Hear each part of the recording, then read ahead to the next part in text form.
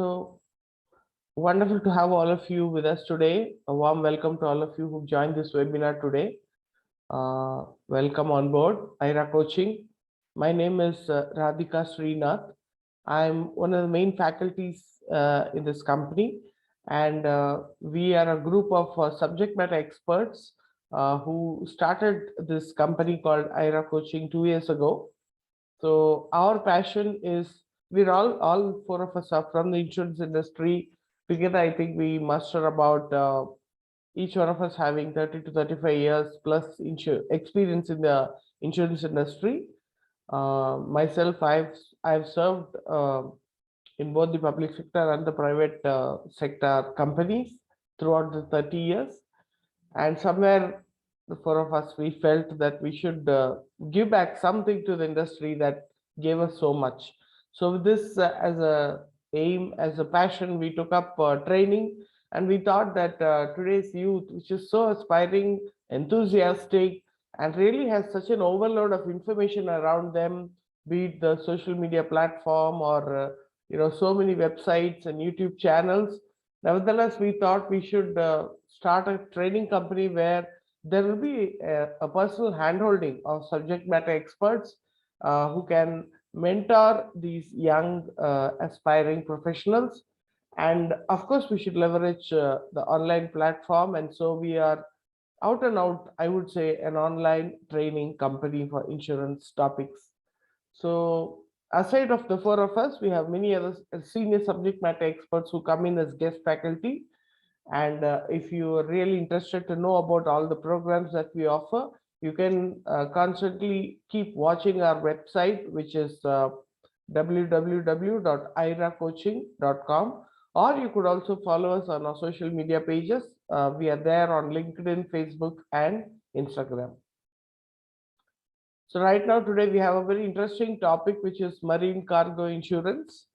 In my personal opinion, I would say after 30 years, I'm still learning marine, and that's how vast the subject is. And that's why we gave the topic to this webinar and kept it just for 30 minutes, because really, I mean, we would perhaps look at some of the basic and introductory aspects of marine insurance today. Most of you, like I see your registration forms, young, aspiring, enthusiastic professionals. I would recommend that you should look at marine as a subject, a huge subject. So some of the insurance topics are like this, that you if you invest enough amount of time, to be called as a marine expert is something, a hallmark of an insurance professional, I would say. So welcome on board to this session. I'm sure it will be an eye opener for you in terms of the huge topic, which is marine cargo insurance. I have a presentation. I will run you through the presentation for the next 30 minutes, and we will get started right now. You could chat and let me know. I'm sure you have the option of chat. If you have any issues with the audio video, please you could chat and let me know. So right now, I'm excited about marine cargo insurance, right? So we should start with some kind of an icebreaker. There's some very basic fundamental questions when it comes to marine insurance, right? So a lot of people, when I talk to the youngsters, sometimes we're not even clear who should take a marine insurance policy, right? And what can be covered, right? And the need for marine insurance.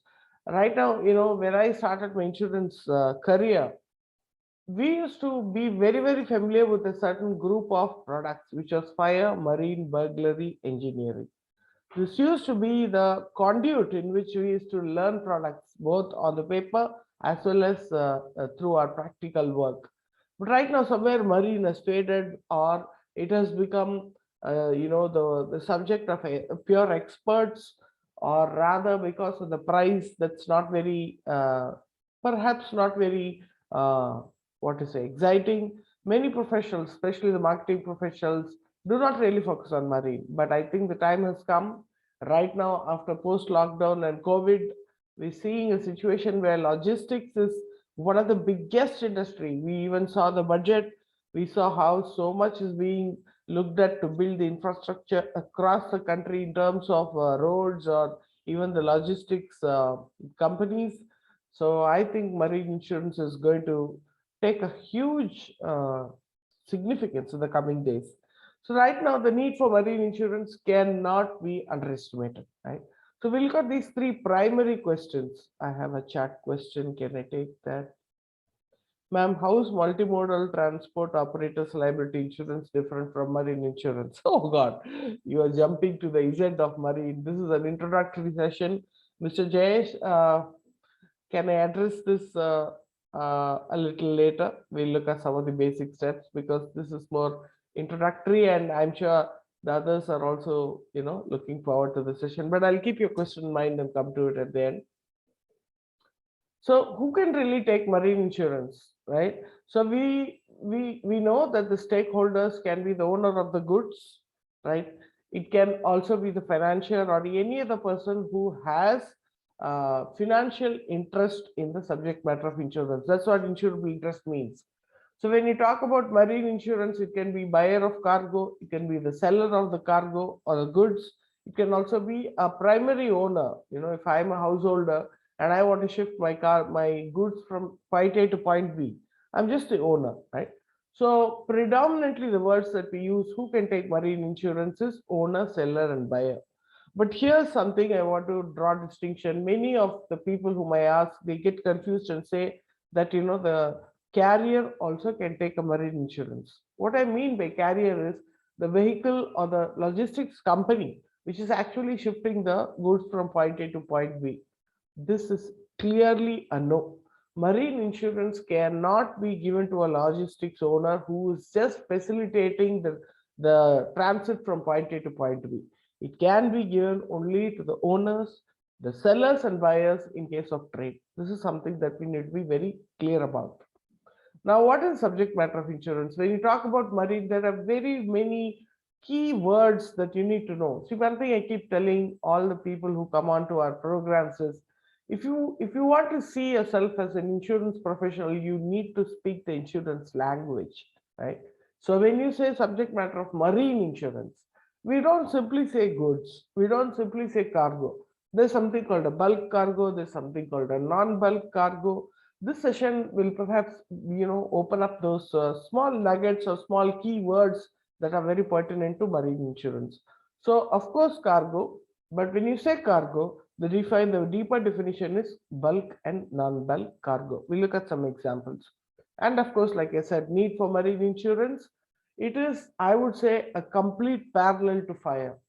And there has been some tweaking to the premium rates that were done in February 2020. And as I understand from many of my colleagues in the industry, the marine premium is improving. I was also seeing the segment-wise statistics on IRDA website. Slowly but steadily, many insurance companies have surpassed 1,000 crores GWP, what we call as the premium revenue on marine insurance alone. And that is an indication, right?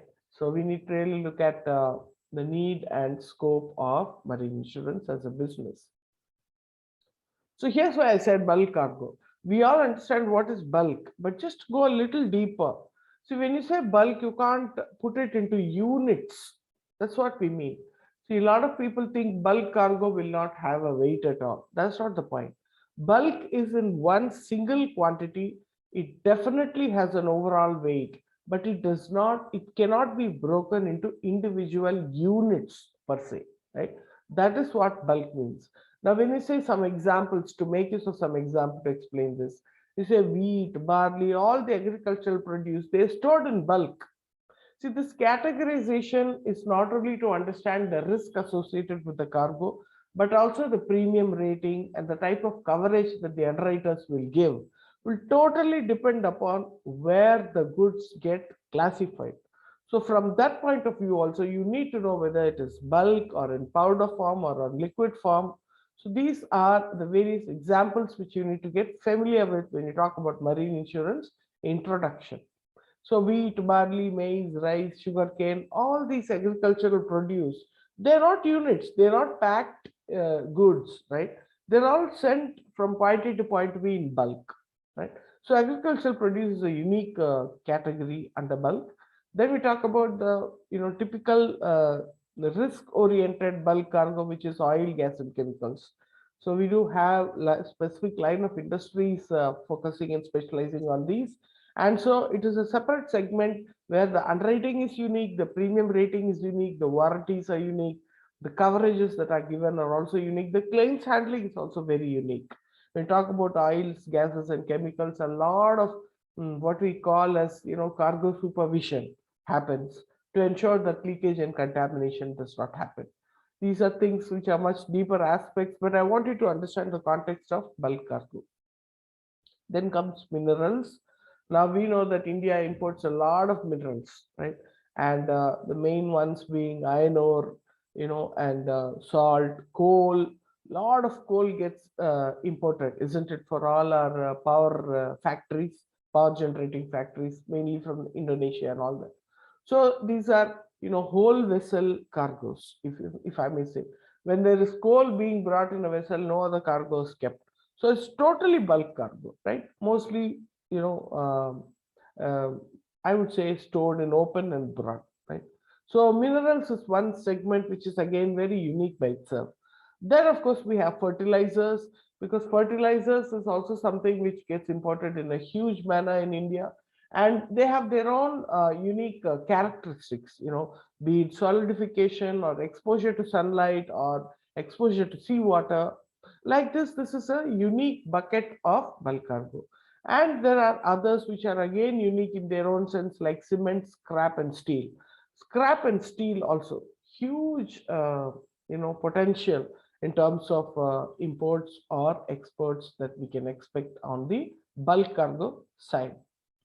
So now, having seen bulk cargo, what all could be non-bulk? Everything else is non-bulk, if I would say, because non-bulk, you can't put it in one list. Bulk cargo is an exhaustive list, but non-bulk is rest of the items. But just to give you some examples, clothing. Now, clothing is measured not as a bulk quantity, but there are quantities that are mentioned. It could be either weight in terms of one container, it could be either number of pieces or garments, or the rolls or bundles. Like this, you have individual unit and metric, right? Machinery and motor vehicles, of course, can be identified by the number of pieces. Timber is again the weight of the load itself. Frozen seafood again can be canned food or refrigerated food. Tinned goods, domestic electrical goods, and electronic items. All these are the main non-bulk, but I would say all that other than bulk cargo is referred to as non-bulk. Now, why this is important is again because of the unique underwriting and the claim handling of these cargoes. Now, let's look at some of the special unique features, since this being a very introductory session. Now, marine is one thing that has a very international character, right? If you see marine, it's not just driven by your policy. Having served in the Marine Claims Department for years, I mean, the number of documents that you would simply see in a marine claim document is just immense, because because the transit happens from one country to another, or one state to another state, different regulations, different procedures, different authorities. Some are online, some are offline today. Entire collateral banking papers that come through, and because world trade is such that you constantly have buying and selling happening across borders, right? So it's not just your marine policy that will decide whether a claim is payable, or whether in terms of even establishing the principles of insurance, right? There's a whole lot of statutes that are followed. If you go to UK, it is called Hague-Visby rules, right? In many ways, you would have so many acts, international statutes that get applicable when you have to process any marine insurance policy or a claim. In that sense, it's very, very international in character. Sum insured, we all know, is very, very deviated. It is agreed value basis. So most of the times it is the invoice price plus, but it's a fixed value, right? It is just across the transit A to B. So we don't really look at reinstatement value, market value, all these have no meaning in marine. Clearly an agreed value policy. Whatever is fixed in the policy gets paid. Marine is also freely assignable because we know that it is a collateral document, a parallel document along with the other marine trade documents like the bill of lading or bill of entry. So if a cargo is sold midway on the ship whilst in transit, the insurance has to be transferred there, then and there. So simply by signing on the reverse of the policy can be transferred in favor of the new buyer. So in that sense, there is no intervention of an insurance company at all at any stage where you have to give an endorsement. The policy is freely assignable, and in that sense, it is a negotiable instrument. We know stamp duty is recoverable from the insured in the case of marine because it it insists a certain responsibility on the buyer or the seller who buys the policy to ensure that the document is properly stamped and it is legally enforceable. Mainly because it is freely assignable, these points are more the responsibility of the insured who's buying the policy. Aspect of collateral security, like we already saw, any bank, if it has to lend a loan, they're going to definitely ask you for a marine cargo insurance policy. The relation of type of cover with sale of contract. So when you say what coverage to give, we look at some of the basic coverages through the marine classes that we have, but it always shadows or parallels with the type of sale contract, right? We call it as Incoterms. Now, Incoterms is something that sets the roles and responsibilities of the buyers and sellers whenever a world trade, a trading transaction happens. So whatever is the type of sale contract, whoever is responsible for insurance till whichever point, that is how the policy and the coverage will get established. Marine is a lost or not lost benefit policy. This is very unique about marine. See, whenever, let's say there's a situation where a vessel has got stranded mid-sea and the information is passed on to the ship owner and vis-a-vis through the ship owner to the buyer and the seller, the insurance company has to just pay the claim. There is no survey, there is no, if there is a chance, of course, yes, but if there is no chance, simply because there is no opportunity to see whether there's lost or not lost, the policy has to definitely pay after having waited for reasonable amount of time, and this is not available in any other insurance policy. In that sense, marine is a very unique contract. Now, when we say, the other kind of policies, we know the types of losses which are, for us to see. We normally, if it is a subject matter which is a physical product, we always look at loss or damage to the physical product. But marine is unique because it has the concept of general average and salvage charges. These are two unique aspects of marine. General average is a sacrifice. It's a known loss. It is a voluntary submission. Right? So I don't know, many of you may not know, but I would definitely encourage you to sign up for a detailed course that we offer on these subjects if you're interested, because it's very, very interesting when we talk about the unique features of marine. And salvage charges are those additional charges that get paid. See, in fire, of course, we do cover loss minimization expenses, which is very minimal. But in marine, the whole concept of salvage charges is such that so many kind of expenses get incurred to minimize the loss or to even recover the damaged or the stranded property mid sea. All those also get paid under marine insurance policy, and in that sense the overheads, the expenses, are very important part of a marine cargo insurance policy. Another unique feature about marine is it's a primary and non-contributory policy, which means whoever is a primary policy holder. See, most of the time, like any other product, marine also the subject matter can be covered by multiple owners, right? Whenever you have the situation where the surveyor comes to know there are multiple owners, the principle of contribution will apply, isn't it? So all the insurers have to participate and pay for the claim for their proportion. But in marine, the uniqueness is whoever holds a bill of lading or the bill of entry and whoever is the primary insurance policy holder will get the claim 100% from his insurer. So there is really no concept of contribution. In that sense, also, the marine policy defeats the principle of indemnity and contribution. So how we want to texture this, the further slides is, I would want to just cover up, since it's an introductory session, I want to let all of you know what are the basic coverages that we offer in Marine, which is mostly defined through classes. Again, this is a unique thing about Marine, right? We all know it's not that you have a scope of cover and exclusions like a policy wording, but we attach a certain set of classes called ICC ABC, and accordingly the coverages get established in marine insurance. A stands for all risk, B stands for basic cover, and C is a very restricted cover, right? So how we'll go through this is, we'll first discuss B, which is the basic cover, ICC B clause, and then it is very easy for us to compare the coverages under A and C, right? So right now, if you look at ICC-B, which is the basic cover, which is largely offered to most of the bulk and non-bulk cargoes, right? The biggest problem, I just want to highlight here is, if you have a bulk cargo, very, very difficult to get an ICC-A cover, very difficult. All you will get is ICC-B or an ICC-C.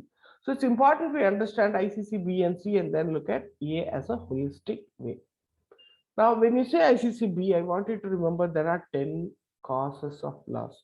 We don't really call this perils, unlike fire. Right? Marine is again unique in that sense.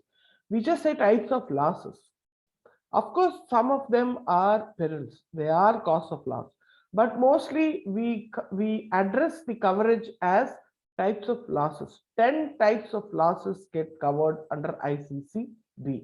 I want you to remember this number 10, because most of the times, even the people who put in 10 to 12 years of experience, when we go to them and ask them, do you know what is covered under ICC-B?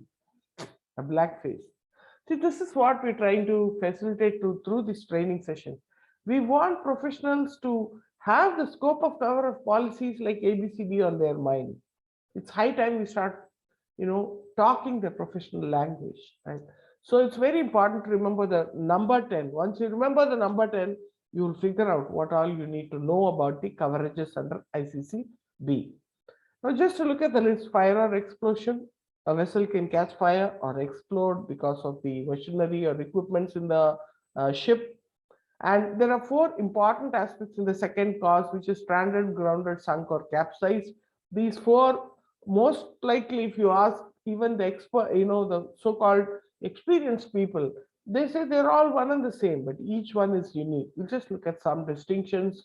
And overturning and derailment of land conveyance. When we say ICC, I want you to understand, Institute Cargo Clause mainly refers to export and import, right? When we say inland transit, we call it ITC, Inland Transit Clause A, B, C. But here, when we're talking about ICC also, we're talking about land conveyance. Why? Because there would be a tail end transit, either at the beginning itself or at the tail end. So even that aspect gets inbuilt covered here. You don't have to take a separate ITC, right? We all know that once you give an ICC-B, it covers from point A to point B, including the land transit, provided it involves sea voyage.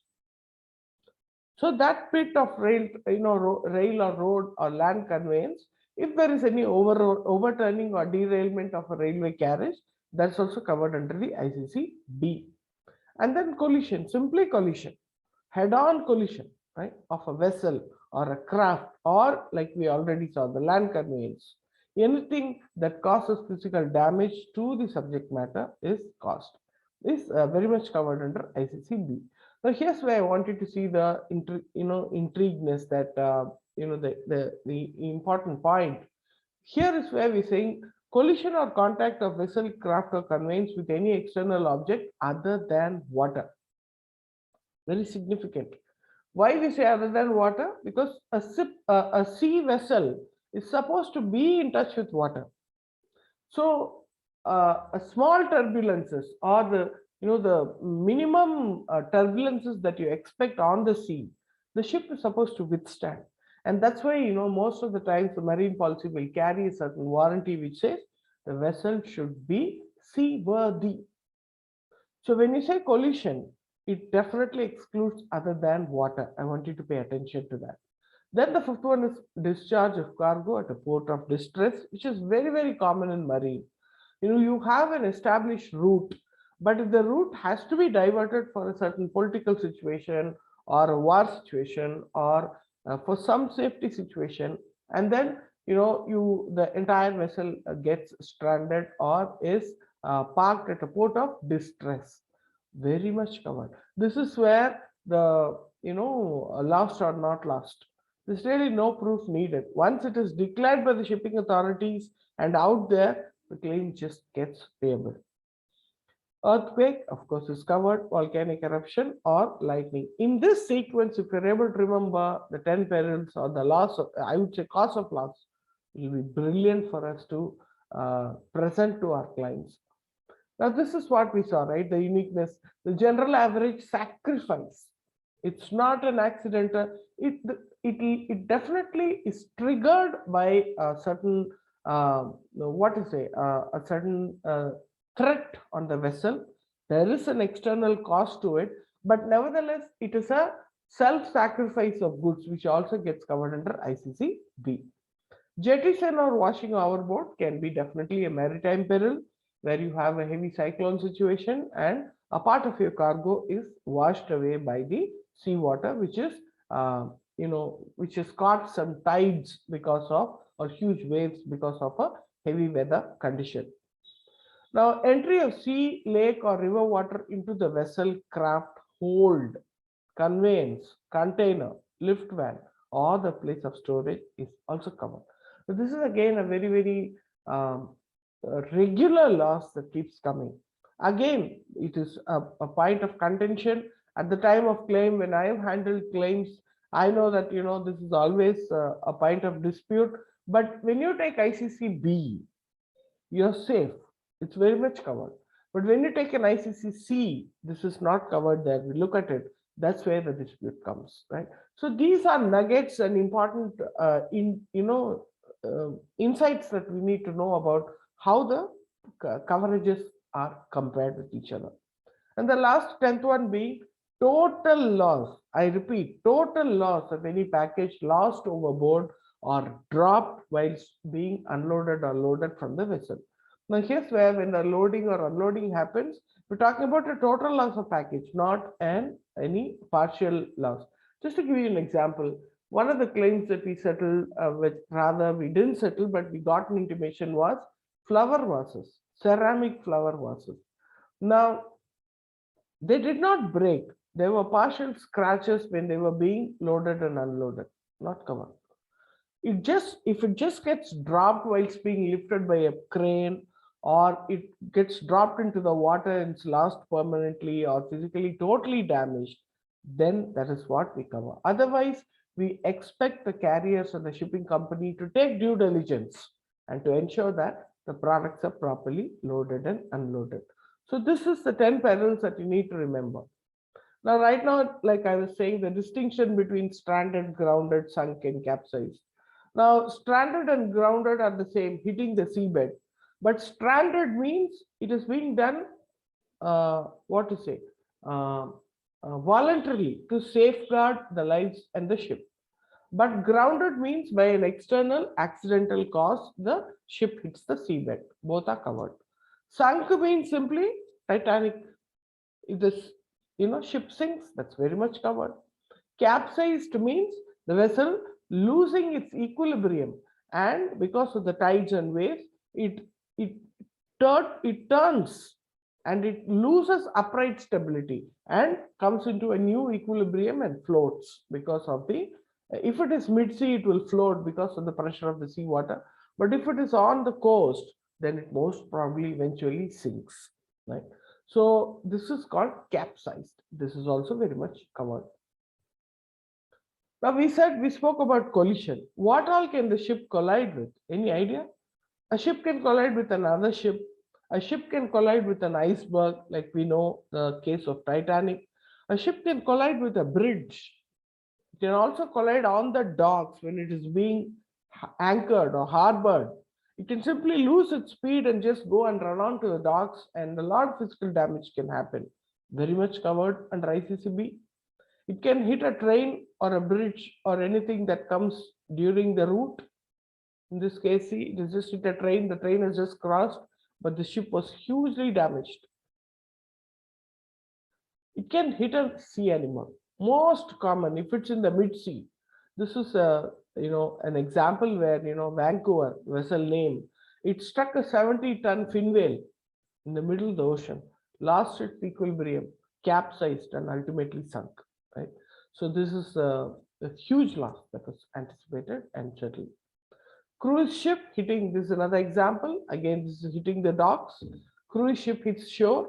It just runs onto the shore, not able to park itself at the harbor point. Now, this is where I wanted to come to this example of collision with water. Now, when we say collision with water, normal turbulences not covered. But in this picture, if you see, is this covered? It is covered because this is a heavy weather situation. So there are a set of maritime, that's why it said it's not just the policy that decides the claim. There are a set of maritime perils that are defined and listed in the Marine Insurance Act. So one of the most common document or statute that is referred is the Marine Insurance Act. So this is a maritime peril, whatever you're seeing in the picture. And this is collision with water. Nevertheless, it's a heavy weather situation. This is also very much covered under the ICC B, right? Storm or cyclone. Now, this is an example of total loss of any package that is lost overboard by loading and unloading. You can see that the crane has just dropped a packet totally and it fell into the water and could not be retrieved. Very much covered under the ICC B. Like when we saw general average and jettison, most of the times people, they get lost in the definition or the comparison. These are two unique aspects. General average is a sacrifice situation for the common safety. The call is taken by the ship captain. Jettison is just a partial loss because of a peril in action, because of a heavy weather situation. The goods get washed from overboard the vessel. Now, just to follow on with what we saw as ICCB, there were 10 perils or the 10 causes, types of losses that we actually saw. From those 10, you need to remove these 3 losses, and then you know what is covered under C. So B covers 10 and C covers 7. This is a clear distinction that we need to understand. This way, you will be able to understand what coverages to suggest to which client. You understand your client's business a little better, you will be able to guide them much better. See, one thing is if you're able to build a certain expertise for marine and suggest and educate your client on the coverages, I think that's where we stand out and that's where our core competence will come out, isn't it? So ICCC 7, which is ICCB 10 minus 3. So here's where the comparison is. If you wish to take a picture of this, you could do it. I would suggest you should take a picture of this.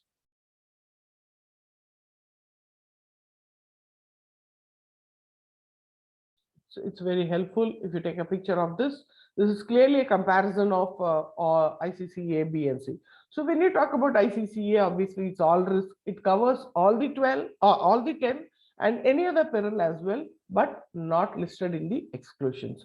When you say all risk, everything is covered subject to exclusions, right? So that is why in the last column we have put any other risk not specifically excluded, only A covers it. I hope this clearly gives you a comparative picture of what is covered and not covered vis-a-vis ICC A, B, and C. Now, just to prolong this a little in terms of inland transit cover. So we don't have all those natural perils and the sea perils, right? Here, the list of perils or the types of losses are a little different. You could take a picture shot of this as well. Fire, lightning, breakage of bridges, collision is there here also, overturning is there here also, derailment is there because we're covering the railway transit here, and of course any other peril other than excluded will fall under ITC-A. So just to give you a nutshell, ICC-ABC has the sea perils, and ITC-ABC, if you look at this slide, has more the inland transit, rail or road type of losses which are covered.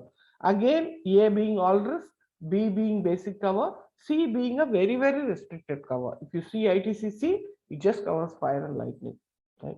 So mostly if you ask me, if I were an underwriter, I would say, for a tail end transit of coal from, Chennai port to the factory, I would just give an ITCC. That's it. Just fire and lightning, right? I don't want to burn my fingers with any other kind of law.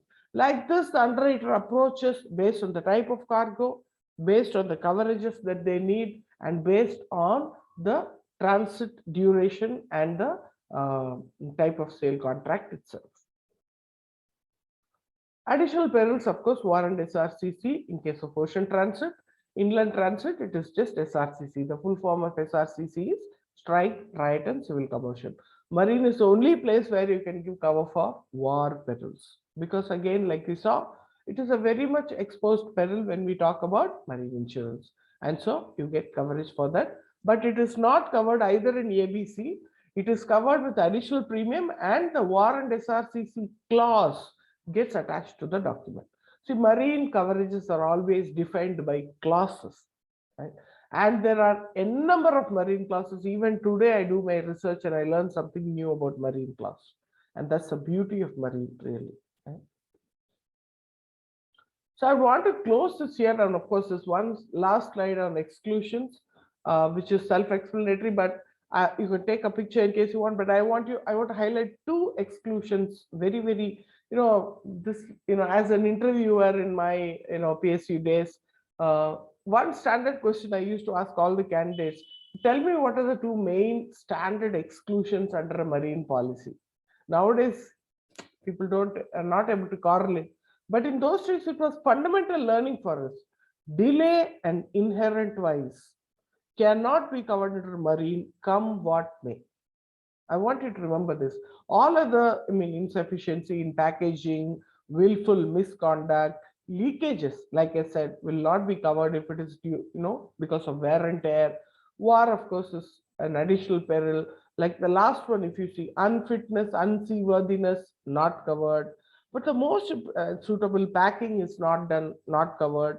But the most important, two important exclusions that I want you to keep in mind is delay. See, if you say transit from point A to point B, the best you can expect is delay, not covered, cannot be covered. Whatever you do, not covered, right? This is a fundamental understanding. And inherent vice of the subject matter. If it's a leather gloves, it is susceptible to humidity and it will carry fungus, not covered. If it is camphor, if it is open to little atmospheric exposure, it will evaporate, not covered. Like this, whatever is inherent vice by own nature of the subject matter, if it loses its quality or quantity or gets damaged, not covered.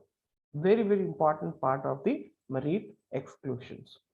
So right now I would like to stop here, but we would be coming up with more, shorter webinars. See, one thing we've realized, of course, if you are really keen on doing longer courses, we do have marine insurance course that's coming up. That's a 6-hour course.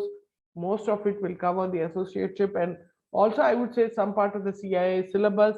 But the uniqueness of our course is, subject matters like me, we will bring in our practical experience into it.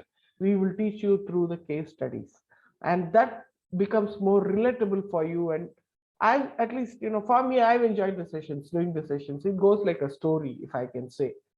So if you're interested in detailed understanding, please do, enroll for the detailed courses. But nevertheless, you can keep looking at our free webinar schedules. We want to put this large subjects, all the topics, in fact, fire, marine, into smaller modules of half an hour. Please do enroll yourself and let your friends know if it is going to be useful for somebody. Please, I would request you to let your friends know as well. Right. Thank you so much. Somebody saying descriptive session. So going back to Jayesh, who just questioned. So multimodal transport operators liability. This is why I said initially, Jayesh, that the stakeholder who can take marine policy, right? Now, only the owner, buyer, or the seller can take marine policy. What you are asking is an MTO policy, who typically is a logistic operator, right? So they generally will take an MTO policy, right? For the liability that they may incur because they are holding the goods in trust whilst they transfer the goods from point A to point B, right? Now, MTO also, nowadays it's a very complicated subject because you have multi-layer of transits, transshipments, and storage that happens in between, again transport. So you see that there are so many modes of transport that happen through one transit from point A to point B, isn't it? So that is the reason, the policy that's available is also very comprehensive. Another interesting point for you to know is when you do a marine policy, obviously it's an agreed value policy. The value will always depict the value of the subject matter, the goods. When you do an MTO, mostly there will be an any one accident limit that will be fixed, which is not equal to the value of cargo. Generally, people take twice or thrice the freight charges that the operator will get for that particular shipment. So this way, I wanted to see how different these two products are.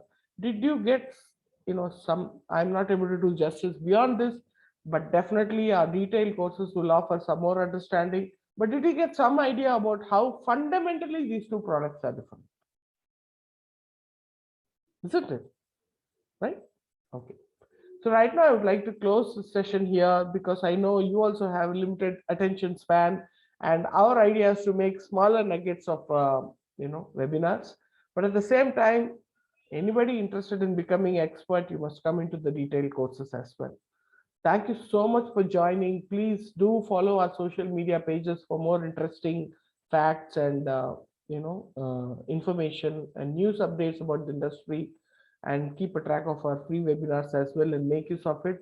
And my humble suggestion will be that if you found it useful, let others know who will make use of it as well. Right? Because on online platform, I can do a webinar for 500 people.